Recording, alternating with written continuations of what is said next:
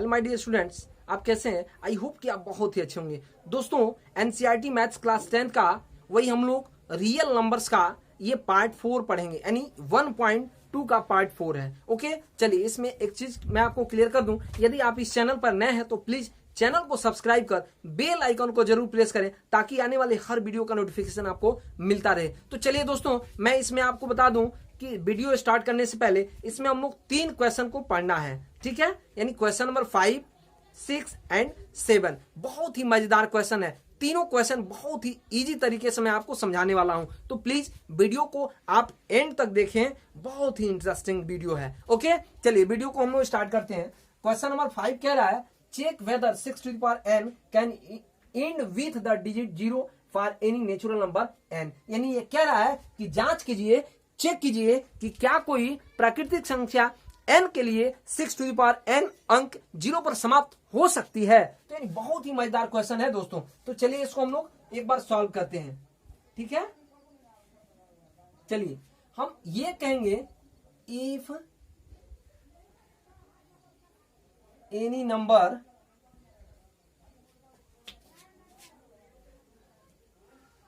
end with the digit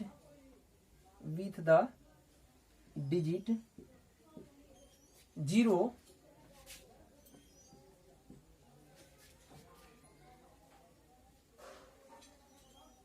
it should be divisible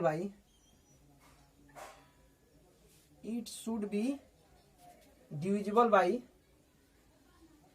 10। Okay, और in the other words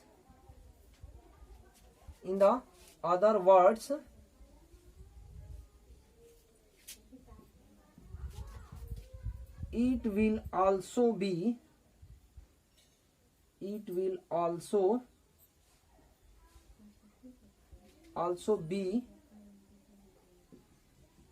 divisible, यहां हम लोग लिखते हैं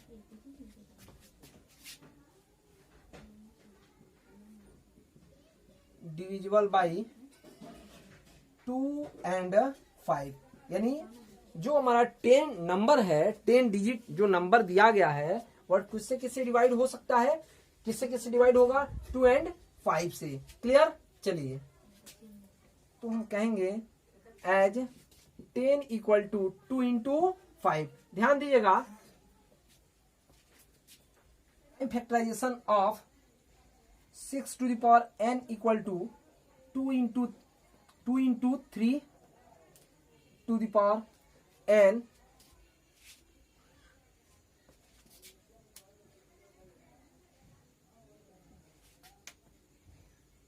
it can be observed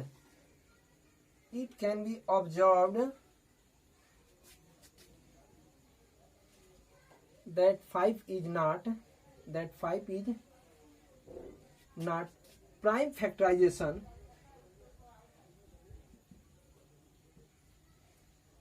ध्यान दीजिएगा, बिल्कुल बहुत ही मजेदार क्वेश्चन है। Prime factorisation of 6 to the power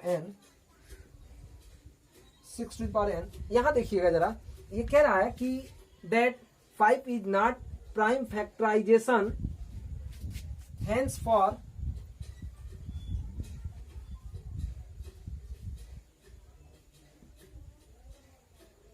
यहां देखिएगा जरा,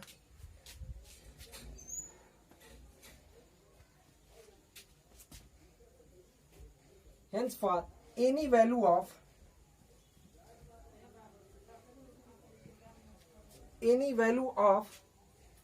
n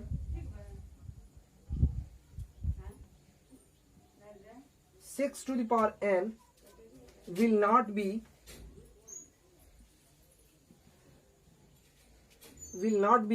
divisible by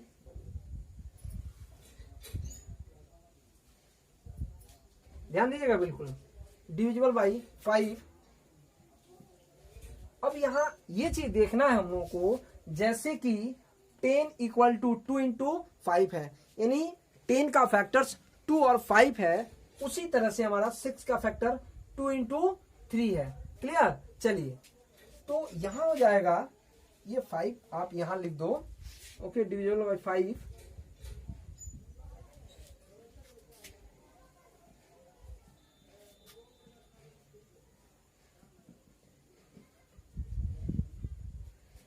therefore 6 to the power n cannot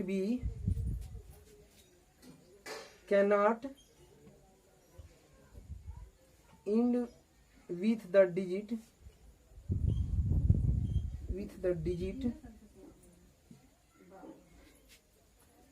0 for any natural number,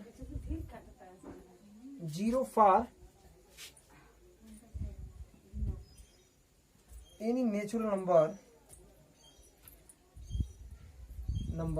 n।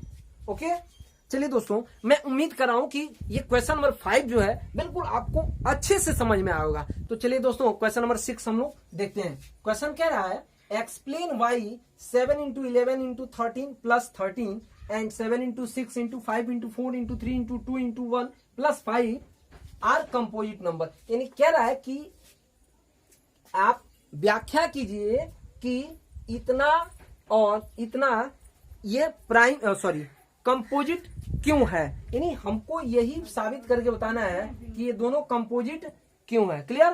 तो चलिए हम लोग सॉल्व करते हैं।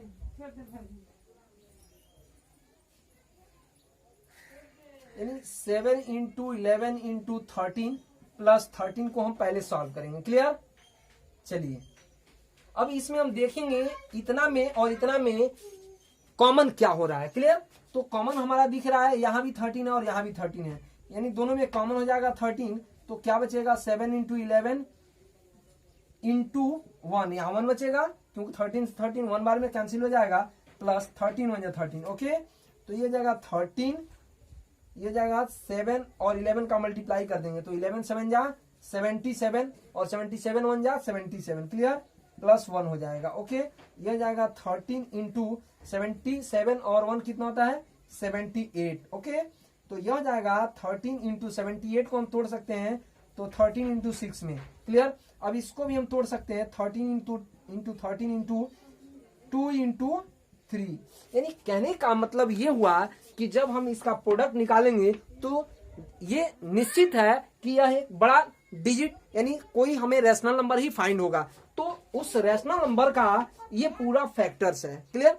तो आप जानते हैं कि कंपोजिट नंबर जो होता है वह 3 या 3 से अधिक जितने भी फैक्टर्स हो जाएं तो कंपोजिट नंबर होता है। यानी more than 2 factors are called composite number. Clear? जो हमारा जो फैक्टर्स मिला है वो फैक्टर्स क्या है, यहाँ 13 इंटू 13 इंटू 2 इंटू 3, यानी यहाँ क्लियर हो गया कि ये कंपोजिट नंबर ही है। तो हम कहेंगे hence it is a composite number।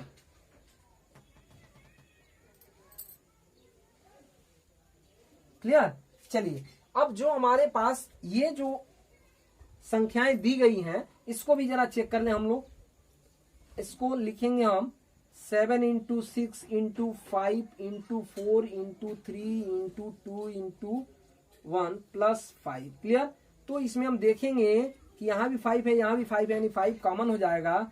तो 5 कॉमन लेंगे तो हो जाएगा 7 इंटू 6 इंटू 5 से 5 कैंसिल हो जाएगा 4 इंटू 3 इंटू 2 इंटू 1 आप प्लस ये हो जाएगा, सॉरी कितना हो जाएगा 5 1 जा 5। ओके, तो यह जाएगा 5 इंटू जाएगा, यहां देखिएगा जरा, तो 1 2 या 2 2 3 या 6 6 4 या 24, तो हो जाएगा 6 इंटू 6 इंटू 24 प्लस कितना 1। ओके, ये हो जाएगा 5 इंटू, अब 6 का मल्टीप्लाई 7 में कर दिए तो 7 6 42 इंटू 24 प्लस 1, यानी ये हो जाएगा 5 इंटू 42 और 24 का आप मल्टीप्लाई कर लें, यहाँ इधर आप कर सकते हैं 42 और ये हो जाएगा 24, 4 2 जा 8 4 4 जा 16, 2 2 जा 4 2 4 जा 8। ओके, ये हो जाएगा 8 6 4 10 का 0 1 और ये हो जाएगा 1 और 8 9 और 1 10, यानी 1000 कितना आ जाएगा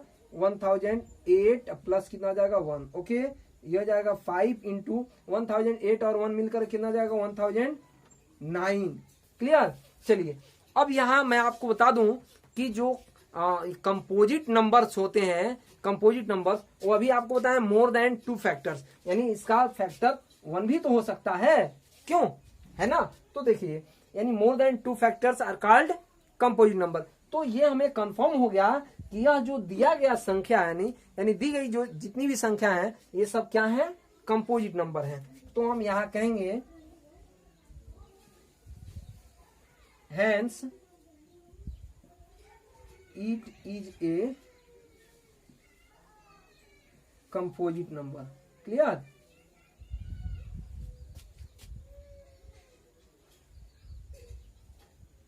ओके चलिए बिल्कुल, अब हम लोग इसके बाद से क्वेश्चन नंबर 7 को क्लियर करेंगे, जो कि इस चैप्टर्स का आखिरी क्वेश्चन होगा। बहुत ही मजेदार क्वेश्चन है। ओके चलिए क्वेश्चन एक बार पढ़ते हैं।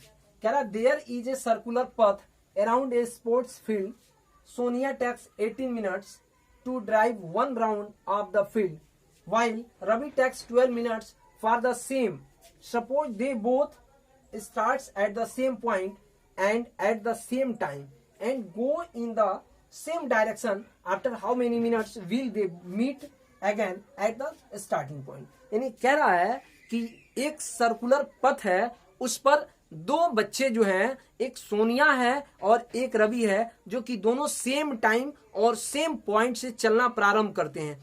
तो जो हमारा ये कौन है, सोनिया जो कि उस सर्कुलर पथ को 18 मिनट्स में कंप्लीट कर देती है, जबकि ये रवि जो है 12 मिनट्स उसी पथ को चक्कर लगाने में 12 मिनट्स लेता है। तो कह रहा है कि दोनों यदि एक साथ चलना प्रारंभ करें तो पुनः दोनों उसी पॉइंट पर मिलने के लिए कितने टाइम लेंगे। ओके चलिए दोस्तों, मैं एक चीज क्लियर कर दूं आपको कि इस तरह का जब भी क्वेश्चन आता है तो हमेशा हम एलसीएम लेते हैं। क्लियर? हाँ, आपने सही सुना, बिल्कुल हम एलसीएम लेते हैं। एलसीएम से क्लियर हो जाता है कि दोनों कितने समय बाद वह पुनः उसी पॉइंट पर यानी प्रारंभिक वाले पॉइंट पर मिलेंगे। ओके तो चलिए इसको हम लोग सॉल्व करते हैं। बहुत ही इंटरेस्टिंग क्वेश्चन है ये, बिल्कुल। हाँ, ये बिल्कुल बोर्ड एग्जाम्स में भी पूछा है। ओके, आप इस क्वेश्चन को आप देख सकते हो अपने एनसीईआरटी बुक से। क्लियर? चलिए, यानी जो सोनिया ने चली है, सोनिया टैक्स 18 मिनट्स। तो चलिए हम 18 का फैक्टराइजेशन कर लें। 2 9 जा 18, 3 3 जा 9 और यह जाएगा 3 1 जा 3। ओके, अब यहां पर हम जो है बनाएंगे रवि टैक्स 12 मिनट्स। ओके चलिए, तो रवि का भी हम लोग निकाल लें। तो रवि का 12 मिनट्स लगता है, तो 2 6 जा 12, 2 3 जा 6 और 3 1 जा 3। यानी हम दोनों को लिखेंगे यहाँ 18 equal to 2 into 3 into 3। Clear? अब 12 को लिखेंगे तो 2 इंटू 2 इंटू 3, और हमें क्या लेना है, एलसीएम लेना है। क्लियर? तो एलसीएम में हम क्या करते हैं, पहले जो मिलता है उसको ले लेते हैं। तो 2 में मैच किया है, उसके बाद से क्या क्या और मैच किया है, तो 3 मैच किया है। क्लियर? अब देखिए अब क्या नहीं मैच किया है, तो 3 इंटू और इसमें 2। ओके, हो जाएगा 2 3 जा 6 और 6 3 जा 18, 18 2 जा 36, यानी 36 मिनट्स। यानी हम यहां ऐसे भी लिख सकते हैं 36 मिनट्स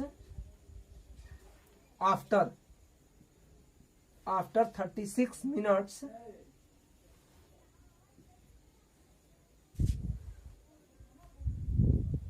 meet